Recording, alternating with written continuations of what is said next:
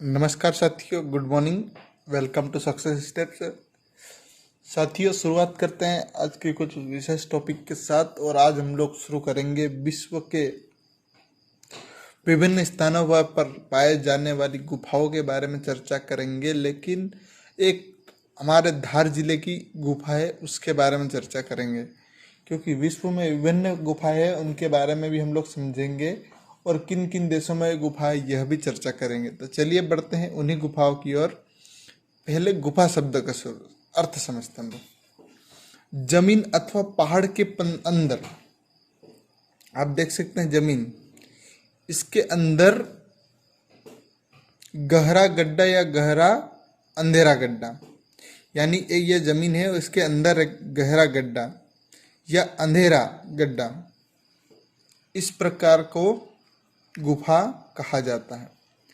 गुफा धरती में ऐसे भूमिगत जमीन से नीचे स्थल को कहते हैं जो इतना बड़ा हो कि कोई व्यक्ति उसमें प्रवेश कर सके, है ना। जैसे कोई पहाड़ है, यहाँ पर यह जमीन है, इस पे यहाँ पर इतना चौड़ा होना चाहिए कि व्यक्ति प्रवेश कर सके, उसी को गुफा कहा जाता है। अगर कोई ऐसा स्थान जो केवल छोटा जानवर ही प्रवेश कर पाए, उसे गुफा की बजाय बिल कहा जाता है। जैसे चूहे की बिल में हम लोग प्रवेश नहीं कर सकते हैं, तो उसे बिल कहा जाता है। और गुफा, इसमें इंसान प्रवेश कर सकता है उसको, या कोई सा भी जानवर जो बड़ा सा उसमें प्रवेश कर सकता है, उसे गुफा कहा जाता है। यदि कोई गुफा समुद्र के पानी के अंदर है, तो उसे क्या कहा जाता है? समुद्री गुफा। समुद्र के अंदर जो गुफा है उसको समुद्री गुफा के नाम से भी जाना जाता है। तो इतनी जानकारी हो गई, एक बार रिपीट कर लेते हैं हम लोग। तो जमीन के अंदर पाए जाने वाला गड्ढा या अंधेरा गड्ढा जिसमें इंसान प्रवेश कर सकता है, उसे गुफा कहा जाता है। और एक सामान्य इंसान या कोई सा भी बड़ा जानवर प्रवेश नहीं कर सकता है, जो छोटा सा भाग होता है, उसको बिल कहा जाता है। जैसे चूहे की बिल या अन्य जानवरों की बिल को, जिसे गुफा न कहते हुए बिल कहा जाता है। चलिए आगे बढ़ते हैं और समझने का प्रयास करेंगे। इसके बाद हिंदुस्तान के बाहर Balochistan, Pakistan, Afghanistan, Nepal, Bangladesh, Burma, Indonesia, Thailand, Malaysia, Cambodia, Sri Lanka में हिंदू और बौद्ध धर्म से जुड़ी हजारों गुफाएं आज भी मौजूद है। हिंदुस्तान में भी हजारों गुफाएं, हमारे देश में, भारत में। लेकिन कुछ विशेष गुफाएं के बारे में चर्चा करेंगे। और उन्हीं गुफाओं में क्या है, पुराने समय में साधु के द्वारा साधना या तप और ध्यान किया जाता था इन्हीं गुफाओं में। इसीलिए इनका गुफाओं का महत्व और अधिक बढ़ जाता है। और प्राचीन समय में जब युद्ध से कोई या राजा या महाराजा हार जाता, तो इन्हीं गुफाओं का शरण लेते थे। तथा प्राचीन समय में जो ऋषि और मुनि लोग थे, वो भी इन्हीं गुफाओं में शरण लेकर एक तप या ध्यान मुद्रा में रहते थे। इसी के साथ देखेंगे हम लोग। तो आगे देखते हैं, भारत की प्रमुख गुफाएं के बारे में चर्चा करेंगे। तो बाघ की गुफाएं, जो कि मध्य प्रदेश के धार जिले के बाघ गांव में बागनी नदी के किनारे स्थित है। और इसी गुफा को आज चर्चा करेंगे। तथा आप अगली गुफाएं के बारे में देखते हैं, जो भारत की प्रमुख गुफाएं हैं। अजंता एलोरा की गुफाएं कहाँ पर स्थित है? औरंगाबाद जिले में, जो कि महाराष्ट्र में स्थित है। बराबर गुफाएं, जो कि बिहार के गया जिले में स्थित है। चंदा देवी की गुफाएं छत्तीसगढ़ की महासमुंद जिले में स्थित है। अमरनाथ गुफा, जो कि जम्मू कश्मीर में स्थित है। एलिपेंटा महाराष्ट्र के मुंबई में स्थित है। बादामी गुफा, यह कर्नाटक में स्थित है। वराह गुफाएं महाबलीपुरम जिले के, जो तमिलनाडु राज्य है, उसके महाबलीपुरम जिले में स्थित है। बोरा की गुफाएं आंध्र प्रदेश में स्थित है। और यहाँ पर परशुराम महादेव की गुफाएं भारत में स्थित है। भीमबेटका, जो कि मध्य प्रदेश के रायसेन में स्थित है। यहाँ पर 12 अर्जुन गुफा, जो अर्जुन गुफा है, वह भी भारत में स्थित है। उदयगिरी की गुफा है, जो भी यह भी राजस्थान में स्थित है। इसके साथ उदयगिरी और खंडगिरी की गुफाएं, जो कि ओडिशा में स्थित है। तो भारत की प्रमुख इतनी गुफाएं हैं। कौन कौन सी? बाघ की गुफाएं, अजंता एलोरा की गुफाएं, बाराबर की गुफाएं, चंदा देवी की गुफाएं, अमरनाथ की गुफाएं, एलिफेंटा की गुफा, बादामी गुफा, वराह गुफा, बोरा गुफाएं, परशुराम महादेव गुफा मंदिर, भीमबेटका, अर्जुन गुफा, उदयगिरी और उदयगिरी खंडगिरी की गुफा है जो कि उड़ीसा में स्थित है। आइए इनको विस्तार से समझेंगे हम लोग। आज चर्चा करेंगे बाघ की गुफाएं। साथियों, बाघ की गुफाएं मध्य प्रदेश के धार जिले के जो जिले के निचोड़ नामक टॉपिक में आपको पढ़ाया गया है, लेकिन इसमें और डिटेल में पढ़ाया है। और आप चाहते हैं कि धार जिले से संबंधित जानकारी देखना चाहे तो इस वीडियो के डिस्क्रिप्शन बॉक्स में उस वीडियो की लिंक मिल जाएगी, जिसे देखकर आप समझ सकते हैं धार जिले के बारे में। चलिए बढ़ते हैं आगे। मध्य प्रदेश, उसी में इंदौर संभाग आता है। मध्य प्रदेश में 10 संभाग है। उन्हीं संभागों में चंबल संभाग में 3 जिले हैं, सहडोल संभाग में भी 3 जिले हैं, नर्मदापुरम संभाग में ये 3 संभाग है जिसमें 3-3 जिले हैं। 4 जिले किस संभाग में? रीवा संभाग में। ये साथियों पढ़ा चुका हूँ, लेकिन एक रिवीजन करने के लिए हम लोग प्रयास कर रहे हैं तथा और समझने का प्रयास करेंगे। अब 5 जिले के भोपाल और ग्वालियर। 6 जिलों में कौन सा आता है? सागर। 7 जिले में उज्जैन। 8 जिले में इंदौर और जबलपुर। जबलपुर संभाग सबसे बड़ा है। अब हम लोग देखते हैं यहाँ पर इंदौर संभाग के अंतर्गत आने वाले धार जिले के बारे में। उससे पहले एक और चर्चा कर लेते हैं हम लोग। तो यह धार जिले है ना, मुरैना जिला ऐसा है जो उत्तर प्रदेश और राजस्थान के साथ सीमा स्पर्श करता है। शिवपुरी भी राजस्थान और उत्तर प्रदेश का सीमा साझा करता है। सिंगरौली यह भी उत्तर प्रदेश और छत्तीसगढ़ का सीमा साझा करता है। जो बालाघाट है यह महाराष्ट्र और छत्तीसगढ़ की सीमा साझा करता है। यहाँ पर अलीराजपुर यह गुजरात और महाराष्ट्र के साथ सीमा साझा करता है। और आप देख सकते हैं झाबुआ भी राजस्थान और गुजरात के साथ सीमा साझा करता है। मध्य प्रदेश का सबसे पश्चिमी जिला अलीराजपुर है, सबसे पूर्वी जिला सिंगरौली है, दक्षिणी जिला बुरहानपुर है और उत्तरी जिला मुरैना है। तो इतनी जानकारी एक सामान्य तौर पे हम लोग समझ सकते हैं। चलिए उन्हीं गुफाओं में अब चर्चा करेंगे हम लोग। मध्य प्रदेश की गुफाओं में धार जिले की गुफाएं, बाघ की गुफाएं। तो उन गुफाओं की ओर बढ़ते हैं हम लोग। यह मालवा का पठार में धार जिला स्थित है। आप मध्य भारत का पठार देख सकते हैं, बुंदेलखंड का पठार, बघेलखंड का पठार जो कि सबसे छोटा पठार है, और ये नर्मदा सोन घाटी है यहाँ पर, और सतपुड़ा मैकाल पर्वत श्रेणी यह है आप देख सकते हैं। और यहाँ पर धार जिला है जो कि विंध्याचल पर्वत श्रेणियों के बीच में या उन्हीं में स्थित है। आइए उन्हें समझते हैं धार जिले के बारे में।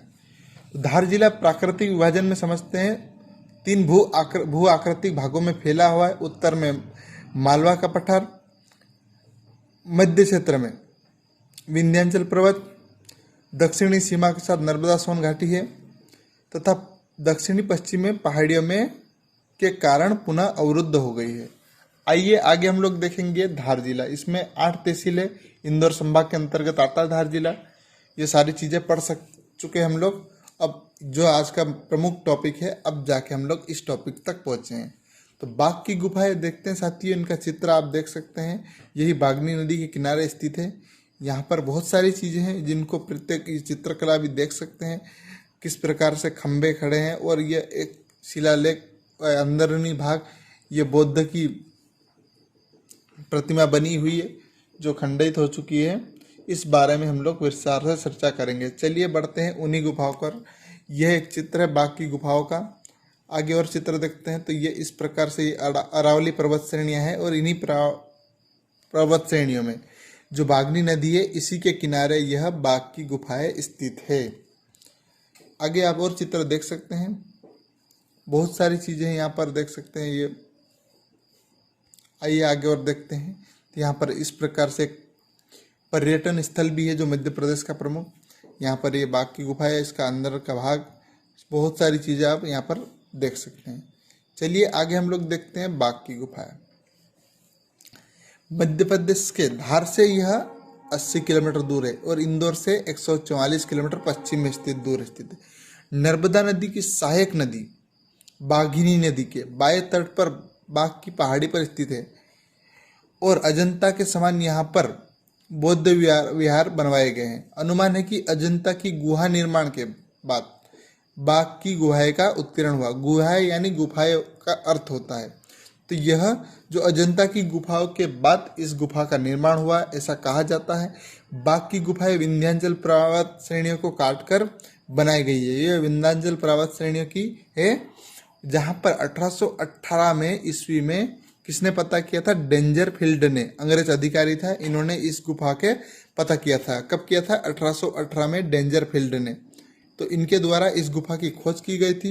इन गुफाओं की संख्या 9 है और चौथी और पांचवी गुफा के भित्ति चित्र सबसे अधिक सुरक्षित अवस्था में है, बाकी खंडित हो चुके हैं।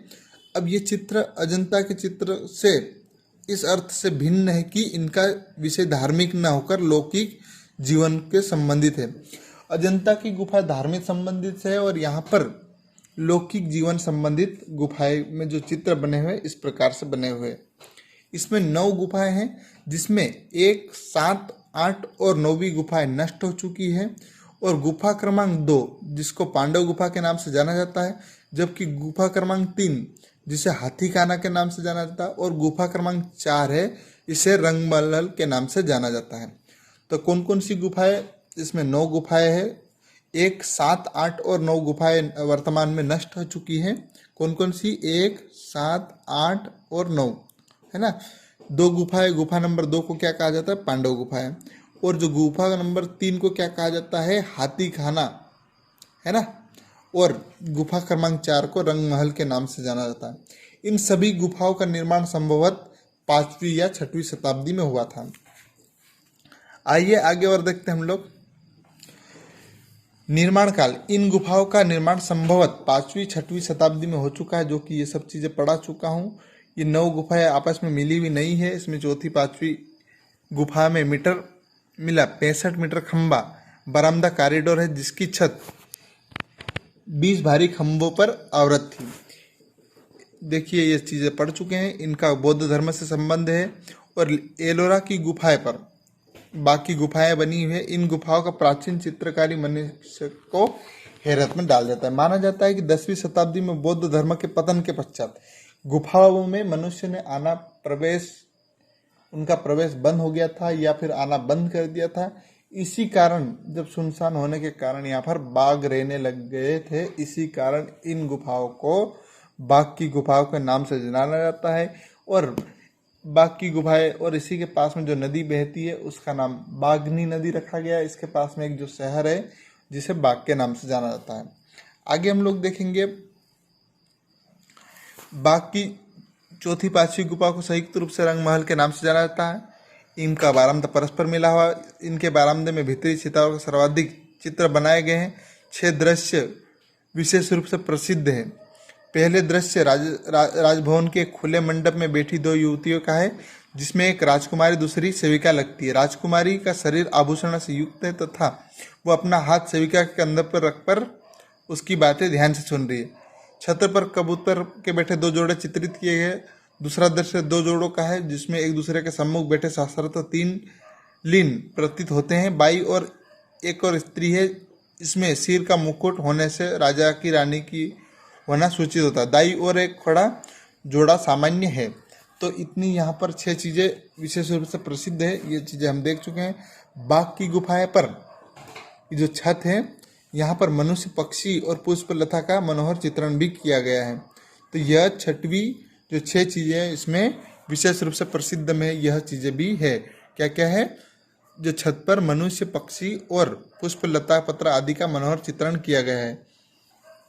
अब आगे देखते हैं। इस प्रकार हम कह सकते हैं कि अजंता के समान ही बाघ की गुफा की चित्रकला प्रशंसनीय है। जहाँ तक अजंता व बाघ के चित्र का अंतर का प्रश्न है, वह यह है कि बाघ की गुफा के चित्र पर लेप नहीं लगाया गया। चिकनी दीवार पर चूने के पत्थर सफेदी की जाती थी तथा सूखने पर चित्र बनाए जाते थे। क्या चिकनी दीवार पर चूने की सफेदी की जाती थी पहले, तथा सूखने पर वहाँ पर चित्र बनाए जाते हैं। आइए आगे और हम लोग, अब इतनी सारी जानकारी हो गई है, तो जानकारी अच्छी लगी हो तो साथियों शेयर कीजिएगा। धन्यवाद। जय हिंद, जय Bharat. Have a nice day.